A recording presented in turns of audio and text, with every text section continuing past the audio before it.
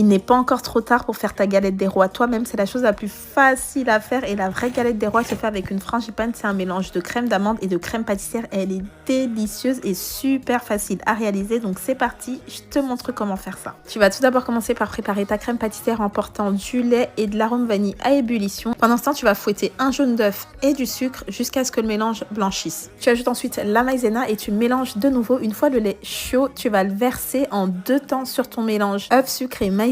Voilà, donc tu mélanges. Tu le renverses ensuite dans la casserole et là tu vas remettre le mélange sur feu doux et tu vas mélanger jusqu'à ce que ton mélange épaississe, ne cesse jamais de remuer. C'est très rapide. Tu ajoutes le beurre, tu mélanges encore une fois, puis tu filmes la crème pâtissière au contact. C'est très important qu'elle soit filmée au contact et tu la laisses refroidir 30 minutes au frais. Et pendant ce temps, tu vas préparer la crème d'amande en mélangeant dans un saladier les œufs, le sucre, la poudre d'amande et du beurre mou. C'est très important que le beurre soit mou. Tu mélanges jusqu'à l'obtention d'une pâte bien homogène et une fois la crème pâtissière bien froide, tu l'ajoutes au mélange et voilà, ta frangipane est prête. C'est aussi simple que ça. Tu déroules ensuite ta première pâte feuilletée. J'ai choisi de découper un disque de 24 cm de diamètre. Tu retires le disque, ensuite tu humidifies bien les rebords de ta pâte feuilletée. Tu vas venir disposer les chutes de la pâte par-dessus. Voilà, donc moi j'ai disposé 2 chutes pour avoir quelque chose qui soit bien épais. Tu étales ensuite une généreuse couche de crème d'amande. N'oublie surtout pas la fève. Moi j'ai mis une cacahuète parce que je n'avais pas de fève.